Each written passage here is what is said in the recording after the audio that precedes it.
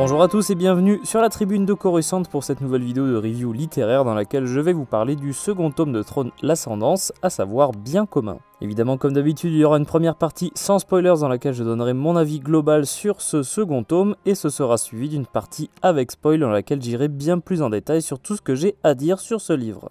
Suite aux événements présentés dans Chaos Croissant, on retrouve l'histoire de l'ascendance Chiss, de Throne et des nombreux personnages qui gravitent autour de toute cette histoire-là. Pour ce qui est de mon avis général sur ce roman-là, j'ai beaucoup aimé la trilogie dans l'ensemble de l'ascendance. C'est peut-être celui que j'aime le moins. Alors, je vais vous dire pourquoi. Je l'ai trouvé très bon quand même. Mais c'est quand même le tome 2, je trouve. Alors, c'est d'ailleurs un petit peu le cas de la trilogie impériale aussi. C'était Alliance que j'avais un peu moins aimé que les trois autres. Là, Bien commun, c'est peut-être celui que j'ai le moins préféré des trois. Mais malgré tout, je trouve que ça reste un très bon roman. Je vais vous dire pourquoi. J'ai un peu...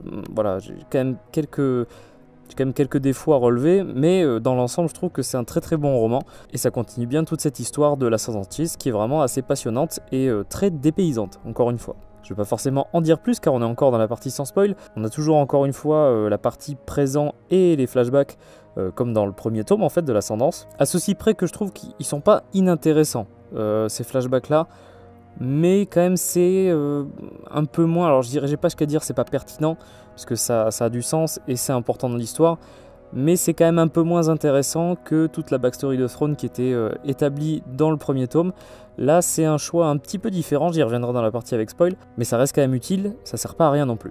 Ce qui est bien, c'est qu'avec le premier tome, on a quand même commencé à pas mal présenter comment ça marche l'ascendance, histoire de comprendre les grandes familles, etc., le fonctionnement en fait de cette société-là. On prend la base de ce qui nous avait été montré dans ce premier tome, et là, on va un petit peu au-delà, on enrichit encore plus toute l'histoire avec encore plus de familles.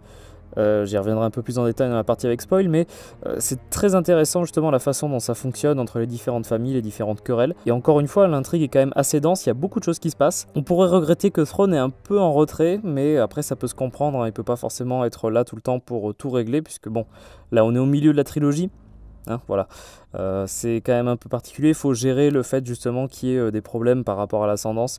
Donc est-ce qu'il, voilà, il ne faut pas forcément qu'il soit là tout le temps pour tout régler, mais malgré tout c'est quand même un personnage assez important et on a plaisir à découvrir aussi bien de nouveaux personnages que à retrouver ceux qui étaient dans Chaos Croissant. Donc c'est quand même assez bien réussi, même si l'intrigue quand même prend pas mal de temps à se mettre en place, même si elle est intéressante.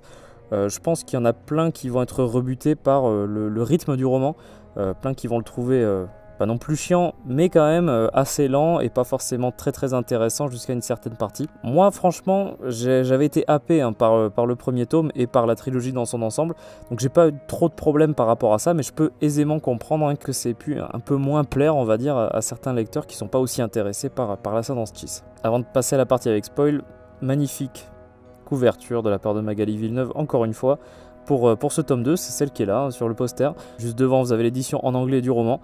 Mais là, franchement, deux styles très différents, encore une fois, hein, mais les couvertures françaises sont pas mal quand même. Hein. Donc voilà, je pense que c'est à peu près tout ce que je pouvais dire dans une première partie sans spoil. Donc là, à partir de maintenant, on va pouvoir commencer la partie avec spoilers dans laquelle j'irai bien plus en détail sur tout ce que j'ai à dire sur ce tome 2. L'intrigue se poursuit après les événements de Chaos Croissant. La première tentative de Jixtus a échoué avec Yves, le général Nicardone, et du coup ça va être une autre étape de son plan pour s'attaquer à l'ascendance Chiss. Là c'était un assaut direct qui n'a pas marché. Le plan c'est manipuler les familles de l'ascendance Chiss pour créer une guerre civile au sein de la civilisation. Au moins ça facilitera le travail de Jixtus pour s'attaquer aux Chiss. Et justement, le moyen de s'attaquer aux Chiss, c'est par les Akbui, donc qui sont menés par Aplif, qui est un personnage quand même assez particulier, qui n'est pas très agréable, on va dire. Vraiment, voilà, hein, c'est un personnage très particulier, une espèce d'alien un peu télépathe, qui est un peu étrange, un peu bizarre, et qui est d'ailleurs le centre des flashbacks, puisque là, dans le premier tome, c'était vraiment Throne qui était au centre des passages dans le passé. Là, ici, on est sur le méchant et comment il fait pour s'immiscer dans les familles, se renseigner au maximum sur eux, puisqu'il y a un jeune, c'est Yoponek, si je me souviens bien, qui retrouve justement, alors il élimine sa copine, enfin, génial. Mais il y a toute une histoire par rapport à ça où ils se renseignent et justement ils arrivent à plus ou moins déclencher une guerre civile, on y reviendra justement, mais c'est assez rondement mené en tout cas pour s'attaquer aux Chiss. On voit bien qu'il y a différentes tentatives assez différentes pour s'attaquer aux Chiss et c'est quand même assez bien foutu dans le sens où on sent que Jixtus c'est quand même un opposant assez particulier et qui est quand même à l'égal de Throne. C'était assez intéressant justement, on voit encore les relations entre Throne et les autres peuples, puisque là en gros les Nicardone ont été vaincus, ils sont en train d'être réduits, les derniers Nicardone sont poursuivis par les Chiss. On rencontre par exemple sur les Rapak, qui étaient déjà présents dans le premier livre, il y a toute l'histoire avec la Mages, donc avec son peuple, qui viennent de la planète que nommera plus tard Throne Sunrise. Alors... La Mages, je pense que mon peuple entier est mort, allons tous nous suicider gaiement. Voilà. Comment dire, elle est lourde, hein, la Mages. Mais alors c'est là aussi que sont importantes quand même Thalias et Chewie dans toute cette histoire-là, qu'on retrouve avec plaisir depuis le premier roman. Mais une histoire très particulière et assez bien foutue en vrai par rapport à Sunrise, toute cette planète-là. Il y a toute une histoire par rapport à une planète particulière que Haplif va prendre pour déclencher cette guerre civile entre les familles. D'ailleurs là, il ne s'attaque pas aux familles régnantes, les 9 grandes familles des Chiss, mais aux 40 grandes familles qui sont justement plus ou moins liées avec les familles régnantes. Enfin bref, en gros le rouage d'alliance et de connivence politique entre les familles, ça va être utilisé pour voilà, faire émerger des tensions entre les grandes familles. Et c'est assez intéressant justement tout ce côté un petit peu très hypocrite en fait, de l'ascendance dans un certain sens, puisqu'ils sont tous censés servir le bien commun. Mais on voit bien que c'est très souvent les intérêts de la famille, à part certains personnages qui sont quand même assez cool, par exemple la Kinda, qu'on découvre ici d'ailleurs. Mais on voit que tous sont là pour un petit peu servir leur famille, voir leur avancement. Et même dans la famille, on voit que c'est vraiment les coups de poignard dans le dos pour savoir qui va prendre la place de l'autre. Enfin, ne parlons même pas de Thurfian, c'est quand même quelqu'un de très particulier au sein de la famille des Meth.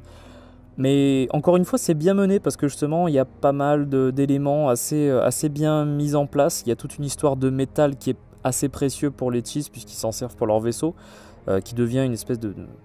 On fait croire qu'il y a des mines, qu'on en récupère. Enfin, ça fait exploser quasiment. On est à la limite en fait d'une guerre civile. Hein.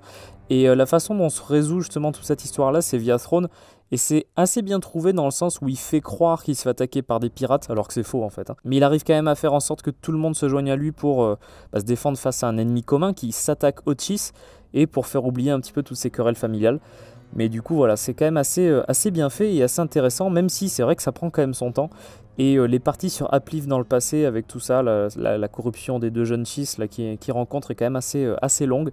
Et je pense que ça peut en perdre certains en cours de lecture. Ce qui est quand même assez intéressant aussi, c'est qu'on apprend plusieurs choses par rapport aux Chiss. Ce qui est quand même assez intéressant, c'est que sur la fin, on a aussi Thurfian qui accède au poste de patriarche. Parce que Thoraki, qui était le patriarche de la famille des Meth, qui avait rencontré Thalias d'ailleurs dans le premier tome, est décédé. Et maintenant, c'est Thurfian qui va récupérer ce poste-là. Et disons que Thurfian n'est pas forcément le plus grand allié de Throne, et que ça fait un moment qu'il veut l'évincer parce qu'il le trouve dangereux pour l'ascendance. Donc voilà, ça laisse présager des trucs intéressants pour le tome 3. Et aussi, chose très intéressante par rapport à l'accession de Thurfian à ce poste-là, c'est qu'on lui parle de Starflash, truc très mystérieux, qui sera abordé dans le 3e tome bien évidemment. Donc j'ai trouvé ça quand même globalement assez intéressant et assez prenant encore une fois, même si je le répète, hein, c'est celui que j'ai le moins apprécié de la trilogie. Ça reste quand même une excellente trilogie de romans, très intéressante et qui vraiment va à fond, parce que Zahn, on sent qu'il a toute l'opportunité pour raconter tout ce qu'il veut sur l'ascendance, pour bien détailler son fonctionnement, pour vraiment aller au fond de tout ce qu'il veut raconter, et on sent vraiment ce côté, alors qu'il peut, je pense, perdre certains lecteurs, parce que ça peut être aller trop loin, même par rapport à ce qu'on a l'habitude d'avoir dans du Star Wars, parce que c'est dans l'univers de Star Wars, mais ça fait très peu Star Wars sur certains aspects. Donc je pense qu'il y en a certains qui considéreraient même que c'est pas vraiment du Star Wars comme histoire. Donc voilà, après, encore une fois, ça parle des Chiss, ça parle de l'ascendance, donc c'est bien connecté à l'univers Star Wars, il n'y a pas de problème là-dessus. Mais en termes d'histoire, de récit, c'est quand même assez particulier, et je ne serais pas étonné de voir qu'il y ait certains qui aient été perdus en cours de lecture, notamment par rapport à tout ça. Donc voilà, je pense que c'est à peu près tout ce que je pouvais dire sur Throne, l'Ascendance, tome 2 bien commun. J'espère que cette vidéo de review vous aura plu. Si c'est le cas, n'hésitez pas à laisser un like, n'hésitez pas à commenter pour décrire votre avis sur ce roman. N'hésitez pas à rejoindre la chaîne Twitch sur laquelle d'ailleurs on fera demain un stream sur bien commun et il y aura également demain la vidéo des références faites par Barek sur ce même roman. N'hésitez pas à vous abonner à la Tribune de Coruscant si vous ne voulez pas rater nos prochaines vidéos. On se retrouvera très vite pour d'autres vidéos de review littéraire avec notamment L'Ombre des Sith ou encore La Haute République. A très bientôt et que la force soit avec vous.